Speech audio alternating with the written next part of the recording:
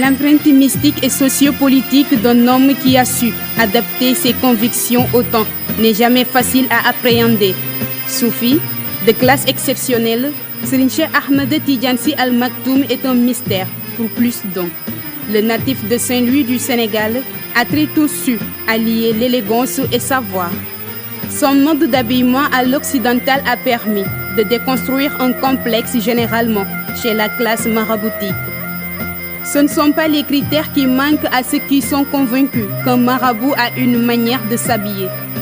Mame Cheikh Ahmed Tidiane Sy Al Maktoum, comme l'appelle affectueusement la nouvelle génération d'admirateurs, a su lever tous ces clichés. L'accoutrement n'était pas la seule chose qui le distinguait des autres, car Mame Cheikh Ahmed Tidiane Sy Al Maktoum maîtrisait parfaitement la langue de Molière avec un parfait accent. Serigne Cheikh Ahmed Tidiane Sy Al Maktoum était réputé pour son savoir, ses talents de conférencier et ses engagements politiques. Auteur de l'Inconnu de la Nation, faisant référence à Seydi Hadji Malick Sy, la terre aurait été témoin de la vie d'un homme dont les prouesses restent difficiles à déterminer. Homme de Dieu, homme de lettres, citoyen modèle et engagé, pédagogue, guide éclairé, soufi hors pair. Ce ne sont pas les qualificatifs qui manquent, seulement saurons-nous qualifier avec exactitude celui qu'on a dénommé le marabout le plus intellectuel du Sénégal. Serigne Cheikh Ahmed Tidiane Sy Al Maktoum créa d'une part l'association éducative islamique et d'autre part le journal L'Islam éternel. Serigne Cheikh Ahmed Tidiane Sy Al Maktoum a adopté une révolution scientifique dans sa démarche de propager du savoir sur des connaissances non explorées qu'auparavant. La polyvalence et la multidimensionnalité de l'enseignement de Serigne Cheikh Ahmed Tidiane Sy Al Maktoum ont fait dire aux esprits bien avertis que la compréhension de son message nécessite d'être à la fois religieux et scientifique. Selon le saint homme, on ne peut pas dissocier entièrement science et religion.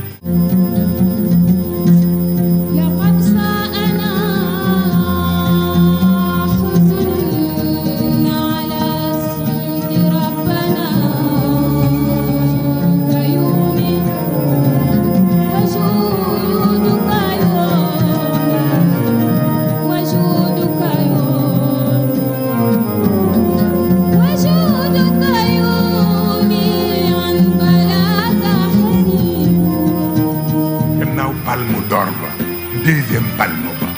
ku ñoo wax Seyyid Cheikh Ahmed Tijani Chérif waaw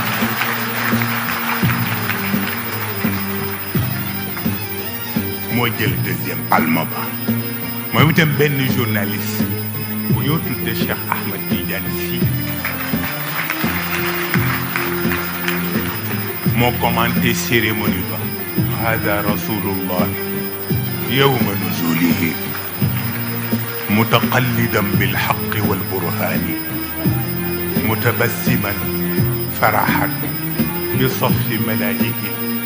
بسطوا إليك أكفهم بتفاني يتلقنون صلاتك العظمى التي ما بعدها للجنس من قربان والحور من بين النوافذ في الحمى متفرجات فيك كالولدان وعليك برد قد كساك محمد في الموقفين به وفي الإعلان وبوجهك الصافي بوصف باهر أم الكتاب بخطها النوراني يا سيدي يا سيدي يا سيدي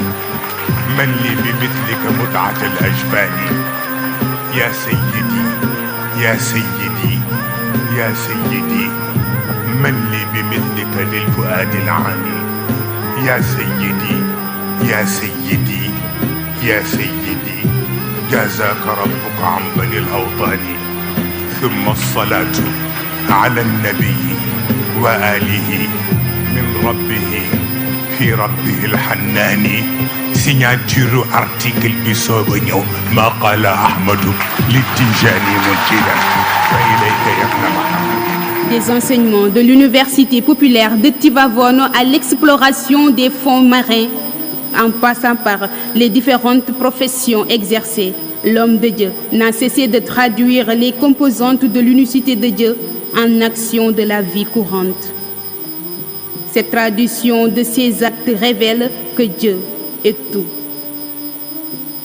Son ouverture d'esprit reste alors une philosophie de vie. Serigne Cheikh Ahmed Tidiane Sy Al Maktoum disait: être trop juif, trop chrétien et même trop musulman, et cela risque de nous basculer dans le vide du sectarisme.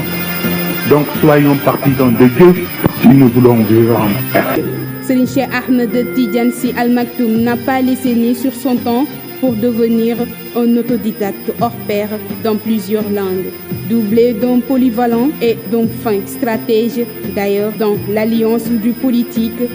du social et de la spiritualité. En 2011, Serigne Cheikh Ahmed Tidiane Sy se retire de la scène politique.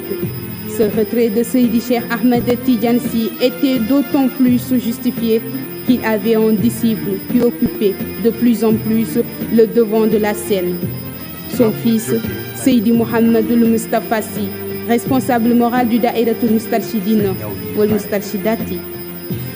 tax bi loolu ñu leen nettali ci Abou Bakr bi yàlla wàccee wa yutimma ni'matahu alayka te moom ñëpp kontaan moom kanam gi fermé ñu ne ko waaw lu tax sa kanam fermé te ñëpp ngi kontaan mu ni day dem ñu ni ko lu tax mu ni yàlla xéewal bu mu desel Muhammad ci àdduna amatul jox na ko lépp benn nit mas na ko wax ci wàllu góor gi sax ba ñëpp defe ne daf ko catu te pourtant tubaab la ca Paris ci présence su Mitterrand wala loolu ndeysaan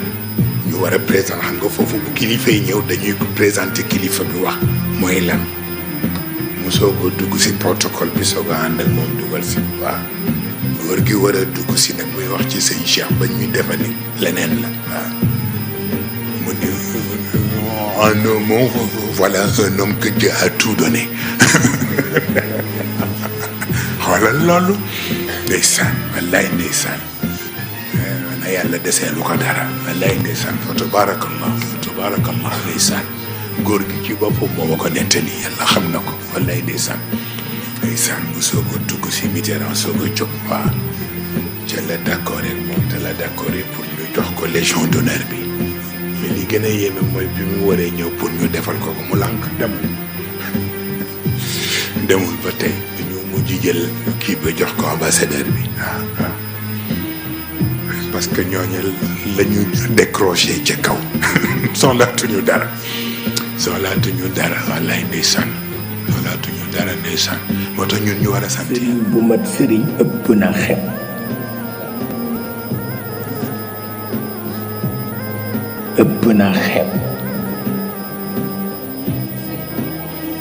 ndax yonent yépp koy jàppale ci lu wér ñoom ñépp koy jàppale كرم الزمان ولم يكن بكريم فصفى وكان على الصفاء نديم والله ndeysaan كرم الزمان ولم يكن بكريم فصفى وكان على الصفاء نديم ndeysaan بالله ndeysaan